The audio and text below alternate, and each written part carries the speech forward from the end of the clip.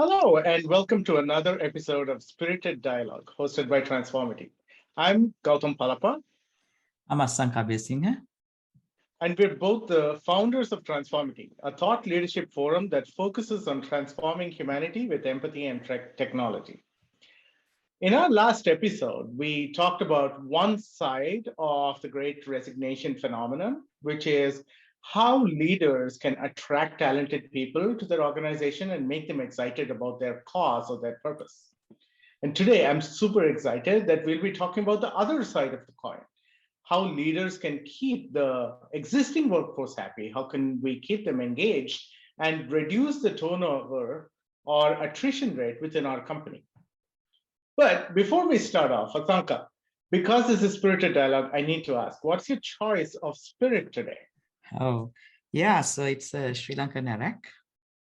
Nice. Yeah, it's kind of for who is not familiar with that. This is more closer to a rum, and some would argue it's closer to bourbon.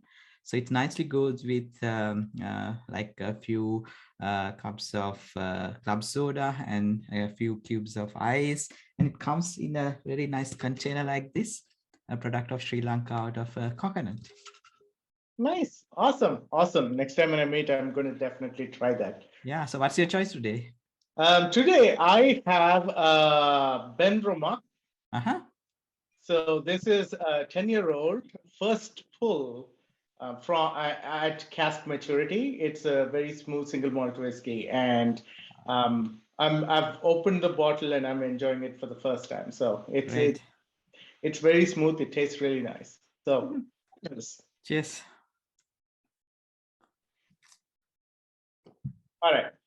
So let's start with our discussion, and I want to start off with some statistics, right? Um, According to the 2021 Bureau of Labor Statistics report, and we referenced this in the previous conversation in the previous dialogue, the Jolt report. But in the same report, it says that the annual total separations rate or the turnover rate in 2020 was 57.3%. That's a large number, right? Entire 2021. Out of those separations, if you think about it, the voluntary separations of people who voluntarily quit was 25%.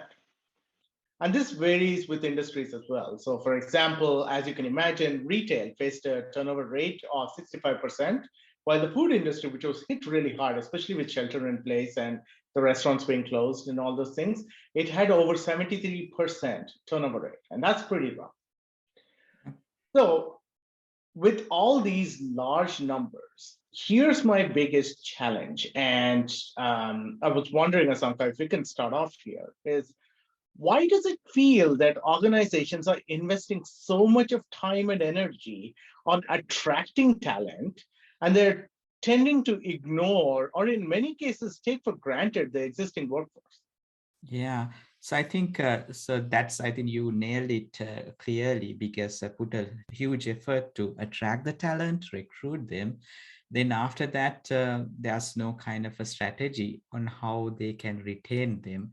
So there can be many reasons for this problem, but I think as a people manager for a while in the industry, I think the primary issue is not understanding the candidate. So I would put two categories.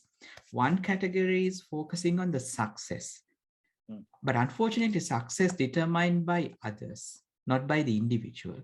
So it might be based on the title, it might be based on the compensation. So that success determines, and some people kind of stick to that. And most of the programs done by the people departments are focusing on the success factor. But I think the real talent, they are looking for satisfaction. Yeah.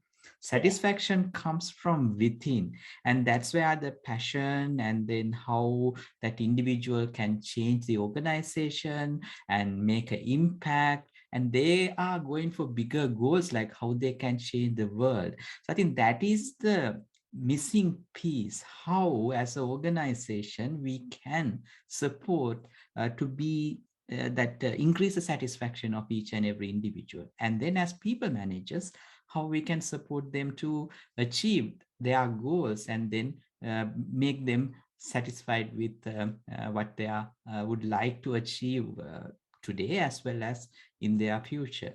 So that kind of the area that I see, that why this is happening, and the stats that you explain are really high. Yeah, yeah, totally. So over the last 6 months, I've been talking to employees in different industry verticals, and here are some common sentiments that keep coming up in our conversations. The first thing is that some employees feel that the leaders are taking the existing workforce for granted. Yeah, That is a common thing that keeps coming up. Some of them feel that the companies and the leaders have the hubris and the complacency that the existing workforce won't find a better place than their company, and that they would be feel foolish to leave this good gig and try to find something else, right? So that's the second sentiment that I've seen. The other appalling thing that I find is a common sentiment was that existing employees feel that their loyalty is taken for granted and it's not valued. So many people throughout this pandemic, throughout all the struggles and the economic downturn and all the various things that have happened, they struck through these hard times because they're loyal and they believe in the company, they believe in the purpose. Some of them feel that they're indebted to the company and the leaders because not only just of their paychecks, but also because they probably, it would have helped them or bail them out of hard situations or especially in trying times. So they feel indebted, right? exactly. But some of them feel exploited nowadays, and they feel that they're being treated as saps when they see an organization pouring so much of an effort, time and money into attracting new talent, and at the same time they see their friends quitting and landing lucrative jobs with over 150% pay increases on average, Yeah. and at the same time they don't have any benefits staying, and they don't seem to see any light and they feel really unappreciated. So it's really a challenging situation for them. Exactly, exactly. I think the two things, right? In the era of internet, the world is flat and the opportunities are immense, and people can find opportunities anywhere, not only the territory or the geographical area that they live. And people can learn new stuff very easily. You can take an online course, or you can register with a different university, and then they can learn stuff and then find these new areas that they can kind of improve the knowledge and then find different jobs. So it's a completely kind of blindly these organizations are looking at this problem by thinking they can just treat them as it is and then retain them. So I think the issues that you mentioned are kind of really teething problems inside this organization. Yeah, agreed, agreed. And so the other day I was talking to a group of executives on this problem of talent retention. One sentiment that came up was that yes, there is 25% of the people who quit in 2021 voluntarily, Mm-hmm. but the number could have been so worse. And while I understand where they're coming from, I felt that we really do need to pull that thread a little bit more. And so here's my take, and I would love to get your thoughts on this, Asanka. So yes, the numbers could have been worse, and that's good. And I'm happy that we're containing it to 25%. But when you actually break it down, there are a number of factors that limit people from changing their jobs. The first one is some people probably cannot afford to look for a change at this time. Maybe their spouse or their partner or might be changing roles, and so it wouldn't be helpful to have two people actively looking at the same time. They need Yeah. some semblance of stability. So that could be one of the reasons. Some of them might be in a situation that prevents them from moving. So, for example, medical conditions or medical reasons, they need that healthcare. And so they probably can't risk switching over to Cobra or any other things, at least in the US. And they don't want to risk that. Yeah. Or they might be trying to buy a home, and you need to demonstrate and show the stability when you're buying a house, and especially in this housing market, at least in California, and both of us are in California, so we know how it is. It's crazy out here. So maybe they're trying to buy a house, or maybe they're trying to have a child, Maybe they're trying to adopt someone. There are so many of these reasons, these human reasons that probably the employees are in that are preventing them from moving. Uh, Yeah. So I completely agree with you on that. And I think there's a saying, right? People don't quit companies, they quit because of the managers. yeah, So the things that you mentioned, I think that's where a manager should know about what's going on with each and every individual, as well as what type of issues they are facing, and then come up with a plan on how we can work together, because not everybody can perform at equal level yeah, every time, right? There can be ups and downs, and yep, the reasons that you mentioned can be affecting on those type of stuff, and performance is kind of very linked to that peace of mind, and then how the personal life facilitate to that. So I think building that relationship, and one thing that these two pizza teams taught us, basically, if a manager can directly manage 10 people, I think that's the best size, because if it goes beyond that, then it will be really hard to get into that level of a personal relationship, as well as how to find more about the people report to that person. So if you can have a structure like that, and then create new teams when it exceeds 10, so I would say 15 even fine, but limit to that level of number, because I have seen some people, they manage 100, 200 people. I, I'm sure they have not seen many of these people who's reporting that person, even they don't know anything about the personality and how what kind of life issues or goals these people going through. So I think it's lot up to the manager. Then we pass the ball to people department or HR department, because they can do limit, and most of these things associate with the direct reporting manager. yeah, yeah. I'm amused because you brought up the two pizza team and the limitation of having only no more than 10 people reporting up through you. Yeah, One rule of thumb for me throughout so far has been that if I am going to schedule a one-on-one with each of my direct reports, within a single fortnight of working 2 working weeks, I need to make sure that I have at least one touch base with each of my members. So that's 10 working days, and so no more than 10 people, and it just aligns so closely with that. yeah, But I want to add two more things, because I feel that there are two additional points that people don't really understand as to why they're not changing jobs. So one really important thing might be that some of these people who really want to have a change, but they might be stuck with the company through the draconian method of indentured servitude through immigration, yeah, right? They might need an H1 sponsorship, or they might have be going through a green card, and so they're stuck. That's a very legitimate reason that is preventing them, yeah, or from capitalizing on the opportunities that their friends and other people are taking. So yeah. that's something that I think a lot of leaders do need to consider. Yes. So I think that the point that you made about this legal stuff, then these migration issues, visa situations. So, but so that might preventing them moving out. But even within the organization, they can do stuff. They can change. But then again, the main blocker might be whether there's a culture inside the organization for people to find what they like to do. So I'll tell you an example, one of my personal experiences. So I did a trip to Boston for a customer engagement for a week. And when I came back, my working desk has changed. So this is way before pandemic, like we used to go to Sure. office. Then I was wondering why, what happened. And I went to the manager and then questioned about why it has changed. Then he had a dialogue with me, and they said, okay, there's a vacancy open on a product line that they think I can lead that particular product and manage the product. So I said, so I laughed at my manager and I said, okay, that's not what I want to do.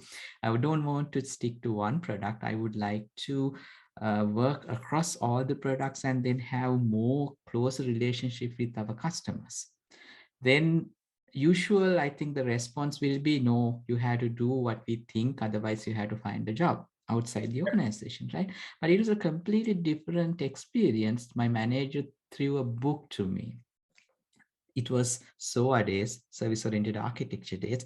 It's about SOA patterns, and he said, learn as well as come up with the proposal on what you would like to do, and how it's structured and how it fit into the organization and how it will add to the value stream of the organization. It was a great opportunity, and I think that's a turning point of my entire career. So I came up with the proposal and then I changed my role, and it was a really success after that. So I think that's a one example. I had many examples like that, but that came, and encourage came to me even to request for that particular area that I would like to work, because of the culture that created inside the organization. And I saw people getting these type of opportunities, and I had the faith, okay, if I request, there's a high probability that I will get that particular chance. Nice, nice. That's amazing. And I think if you're living in an organization which has a very positive culture or an open culture, and there is trust and psychological safety within your organization, it might warrant the people, the employees, the existing employees, to look at opportunities elsewhere, like what you did, and and not leave that positive culture, because you never know how the other culture that you're going into might be, right? Yeah. So that's something to take away for the employees. But I do want to say this: one of the major reasons why people don't leave their jobs is that by default, a lot of people are risk averse and they don't want change. Yeah. They might have inertia. They might be complacent in the things that they're doing, and they don't want to rock the boat, so to speak, right? Yeah. I mean, if you really think about it, inertia is a powerful deterrent to change, to limit people from going for change. But that shouldn't be something that, as leaders, we should rely on as a strategy. Like, for example, we say that hope is not a strategy. We definitely should not bank on inertia to be a strategy to make sure that we have a proper retention of our workforce. Exactly. I think, as you said, people don't come out of these comfort zones that they are living in for a while. So that's why, like, they don't like to change, as well as don't like to take risks. So I think those are kind of psychological and things connect with each and every individual as well. So I think that's where the relationship with the manager, and then how manager can be a coach and then guide these individuals to find what they want, talk to other managers in other departments, and then find opportunities. I think as a manager, the best thing we can do is create opportunities, right? And then identify each and every individual. Another thing that I would like to add, like, some managers, they try to change people. Mm. So that is creating a lot of friction, as well as one reason why they are leaving, because sometimes some people, you can't change them, right? So again, I would like to take an analogy from the sports field. If you take a successful team, a championship team, you get different characters, right? So Right. as a coach, the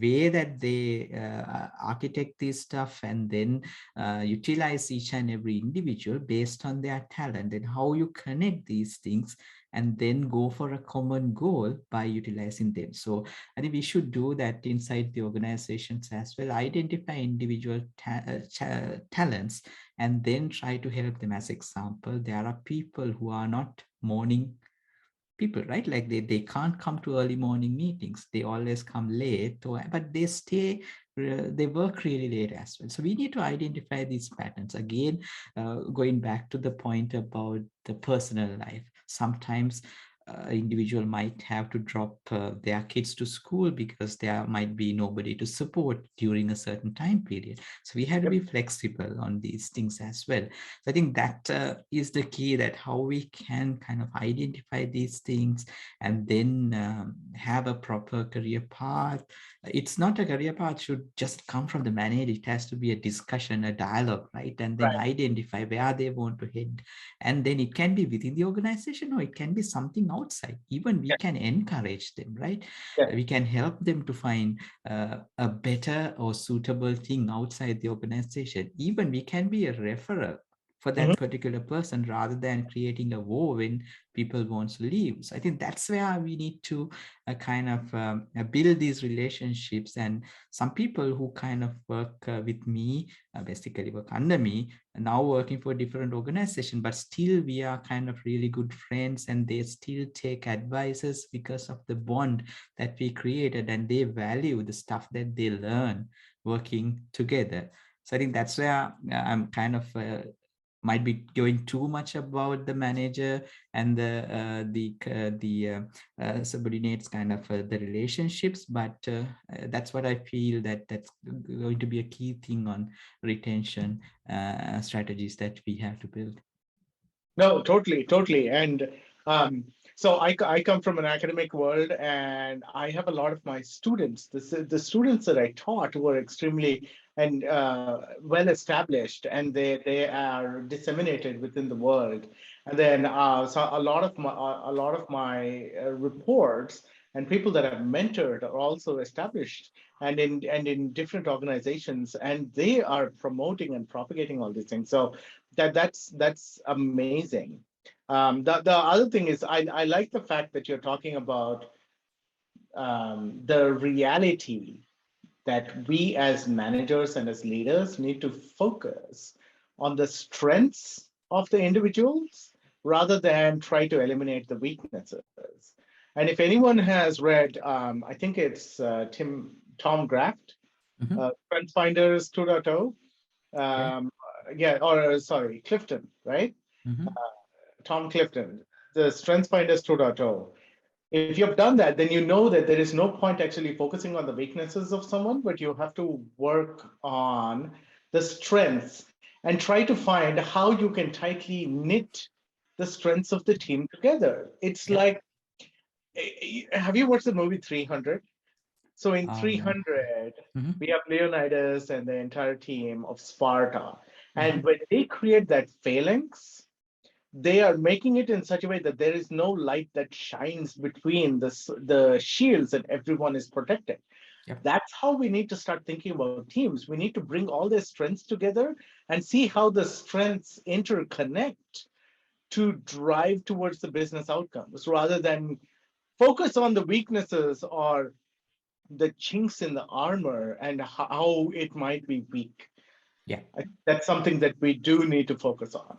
I totally agree. I think we can turn people into total different characters and great performance when we give that support. And once they feel really comfortable, they shine. As you said, if we try to go behind these little pitfalls that they have, then they don't feel comfortable. They will not come out of the like the zone that they are in currently. So I completely agree with what you said. Yeah. All right. So we talked about the challenges. We talked about the impact of turnovers. Yeah. Let's look at some talent retention strategies because you started mentioning it, and I think this is a logical segue into that and what we as leaders we can do about it. So I think the most important one, at least right now, is remuneration. It's monetary, especially with inflation and with supply chain logistics and everything costing so much more. I think remuneration is something we need to look at. Yes. And when we look at remuneration, I think pay hikes and pay equality and pay equity, value-based pay is something that we need to target and we need to focus on, right? Yes. That's the basis. Exactly. I think that's key because anyway, like everybody would like to have a better life, and then everybody got needs. So understanding the market trends as well as value each individual and their contribution, and then come up with the packages like that based on performance. I think those are kind of really good strategies to handle that problem. Yeah. And the next one is recognition. Everyone, I mean, in my book Leading with Empathy, I talk a lot about dopamine, about serotonin, and all the happy chemicals. And so recognition or the reputation building of the existing workforce is something really important. So providing things like bonuses, RSUs, one-time rewards, gift cards, all these various things would really help with the recognition, because you are appreciating the hard work and the loyalty that these people are doing, that they're sticking with us in the hard times, and you're acknowledging all their hard work. And so these kinds of things are really important.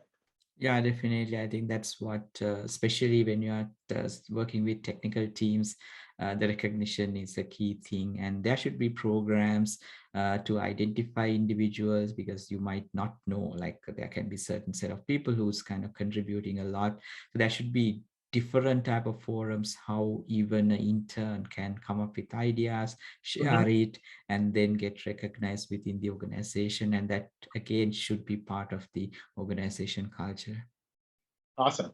And the third one, and this goes, Daniel Pink has written a lot about this as well. But I think that the third critical factor is to focus on respect or appreciation for the person. So things like awards, days off for the hard work, shout outs and call outs, or hats off awards, and just publishing their name within newsletters or within company bulletin boards or so on, just increases that serotonin level that the employees are feeling, and they feel that sense of pride, and they really feel that leaders are listening to them, that their hard work is being appreciated and recognized, Yep. and they will feel much more happier. So I think that's the third leg, especially Yeah. focusing on retention strategies. Yes, I think it connects with empathy too, like have that empathy and then have the respect to these people. I think one example I would like to highlight that I have noticed in some cases, the senior people, when a junior person schedule a meeting, they don't accept it. They might appear, they might disappear. So I think those are kind of things that kind of hurt, especially junior people who's in the workforce. So I think like that, we have to do little things and then respect each individual. So that will take this stuff very long way. And respect is kind of a give and get thing, right? So you have to have that. So I think you nailed these three areas. And the last point that you mentioned, respect is a bigger thing that will play when we try to keep good people who's performing and providing a lot of value for the organization. Awesome. Cool. So I think we're out of time. So Yep. any last thoughts that you Yeah. So last thing I would like to say, I'm sure you heard about this JFK story in the 60s when he met this janitor. He asked, "What are you doing?" He said, "I'm trying to put a man on the moon." Why he said that? Because he was clear about the vision of the organization. I think this is another reason people are lost inside the organization. They don't know what's the bigger mission and vision that the organization is having. So clearing this thing, what kind of an impact we are trying to make, is a necessity thing that as managers we have to tell to our teams, and as a whole organization we have to tell it. Once it's clear, I think people will perform well as people will retain, because they have a bigger mission to accomplish. So that's the last point I would like to highlight. love it, love it. I love the fact that we're ending on a positive note, and we're also ending on the fact that we need to lead with empathy. That's really nice, because having purpose and understanding the purpose and making it very clear to an organization as to why they exist, and what they're trying to strive for is so important, because right now our workforce is not just looking at simple things like pay. They want to be a part of something bigger. Yep. They've all been suffering for over the last 26 months because of a global pandemic. And so they want to be part of something better. They want to improve the world in some ways. So I really love the fact that you're ending on leading with empathy and trying to understand the purpose. And I would say that if you really want to understand the needs of today's workforce, start looking at your retention strategies, start looking at your remuneration, your recognition, and your respect. Because when you have all these three things, you're going to have trust, you're going to have respect within your organization. That increases your psychological safety, and then that makes a positive organization. It makes you attractive and makes other talented people want to come in there. So I think we can end on that note. I want to thank you all for tuning into our second episode of Spirited Dialogue. This has been such a great conversation, and I hope you all enjoyed it as much as we did. Please send us your comments, your feedbacks, and any approaches that have worked within your organization to us at transformity.info@gmail.com, or you could use the hashtag transformity. And we would love to hear your thoughts and learn from you. So until next time, from both of us at Transformity, cheers. Cheers.